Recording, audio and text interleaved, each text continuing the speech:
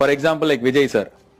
இப்போ அவர் ஒரு சுப்ரீம், ஒரு பயங்கர நான் சரத்குமார் சார் சொல்ல தெரியாம சுப்ரீம் சொல்லிட்டேன்.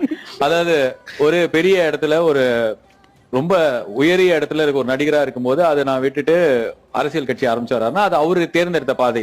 அது மூலியமா என்னால நல்லது செய்ய முடியுமான்னு வராங்க. சோ அவர் வராரு அப்படின்னும் போது வரட்டும், வந்து எதாவது பண்ணட்டும், அதுக்கு பார்த்துட்டு நம்ம எதிர்க்கிறது, ஆதரவு தெரிவிக்கிறதுலாம் சொல்லலாம். வரத்துக்கு முன்னாடியே இவர் வரக்கூடாது, அவர் தான் வரணும், அவர் ஏன் வராரு, அவருக்கு பதிலாக இவர் வரணும்னு சொன்னதுல எனக்கு உடன்பாடு இல்லை. சோ அந்த இடத்துலயே நான் அதை பதிவு பண்ணணும்னு ஆசைப்பட்டேன். இப்ப ஏன்னா அதுக்கு அடுத்த நாளைக்கு வந்து விஜய் சாரோட மாநாடு நடக்கிறது. இது வந்து அக்டோபர் 26 இது நடந்தது, 27 அது நடக்கிறதா இருந்தது.